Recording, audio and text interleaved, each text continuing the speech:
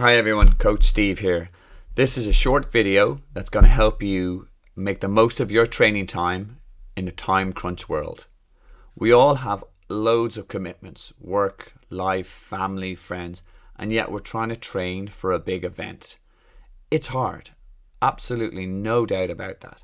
But here are 4 key top tips that will help you maximize the most of your training in a time crunch world. Tip 1, get organized. Make sure you have a good plan that maps out your kind of journey from start of the training until your A race. And also sit down with your family and your support squad and sort of go, this is what it looks like. Are there anything I need to take into account? And go, oh, you've got the wedding here, we've got the family holiday here. And just be aware that you can have to adapt the training to do that. If you've got a good coach, or if you start scheduling recovery weeks around those times, they can be doable. But that will also minimize the stress of when these crunch points come up. Another way of getting organized for this is at the very start of your plan, get organized. Create systems that will make things easier for you to get up and training rather than having to faff around and find things. In this, I mean, have a single point where you have your turbo or your indoor trainer set up and it's already connected to Zwift. Invest the time in making sure it's all up and running. Another life hack here is having different boxes for the different disciplines. There's your swim gear, there's your bike gear, there's your run gear. This is where I put my bike shoes, this is where I put my run. So you know where everything is. So once you're up, you've got your coffee in you, and you're heading out to go training, you're not sort of stumbling around looking in a big box of, is that a run top? Is that a bike top? The more organized, the more systems you put in place, the more efficient you will be in getting up and running and swimming and cycling. Okay, tip 2 is more about preparing on a weekly and a daily basis. Again, look at your plan, talk to your coach, and then sort of go, what's happening this week? Also check what's going on in your work and your life diaries and go, actually, Fridays are going to be a hot mess. I cannot do my normal swim and my bike session that day. And at that stage, you just move things. This really helps if you have a couple of floating rest days in your plan, that if you have the ability to either front load your training day, your training week, because you know there's a lot of meetings on, or there's work travel, or there's family events.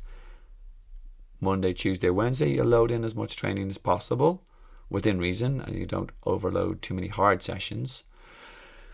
And then you keep Thursday and Friday for those inevitable time intense moments in work or family. Another, and in terms of the daily preparation, I mean, look ahead that night, what's happening tomorrow. It's a swim in the morning, it's a run in the evening, and prepare it. Lay out your equipment. Minimize anything you have to think of in that morning. Lay out the food on the was it your banana you're grabbing on the way to the pool out there. Have all your swim kit in the car, so literally all you're doing is alarm goes off, wake up, walk to table, pick up food, bring food to car, start engine, drive to pool, and by the time you actually wake up, you're actually in the middle of your swim set. It's all about minimizing those moments where you suddenly, it's 20 minutes and you go, oh, I'm going to miss that pool time, I'm late for the club set. The more preparation you can do the night before, you minimize the hassle and the stress that day. Tip 3 is about knowing how to prioritize. Now, regardless of what distance you're training for, a lot of the principles are the same, as in the key sessions for me as a coach are your long bike, your long run, and your long swim. In that order, they are kind of your gotta go to sessions. After that, you have your kind of hard midweek sessions as a second level of priority, and the rest of it in terms of recovery, aerobic rides, etc., and all that stuff is down at the nice to have level. Except no one gets 100% of their plan completed. Everyone has to juggle things. Even the pros have to drop sessions, so don't sweat it. but at least you know you're going to drop them, the right ones that are going to not help you as much if you have to make a trade-off. And by the way, a caveat in this is always train to your weaknesses and race to your strengths. What do I mean with this? I mean that if you're a super swimmer, don't go to the swim session all the time if you have to trade off. If you've got a run or a swim, you do the run session. You got the most to earn out of that session. If you're an Uber biker, you can let a couple of bike sessions slide in favor of a run or a swim. Be harsh, prioritize. Tip 4, and this is the most important one. It's kind of I call it stealth training. And no, not as cool as it sounds. We're not dressing up as ninjas. We're not throwing shurikens and jumping off roofs. But it's essentially looking for the dead spots in your day where you can turn into training. What do we mean by this? If you drive into work and it's whatever 10k away and it takes you half an hour traffic, how about turn out a commute cycle? If you typically have a little bit of freedom around lunchtime, use that for a run session. And again, when I say stealth, it means your partner doesn't even see you training, so there's less of that stress about, oh, you're off running and I've got to handle the kids, or I've got to do this with your mother, etc. So essentially, you're getting the stuff done by using dead time in your day, as on the turbo while watching the Game of Thrones, or whatever it might be.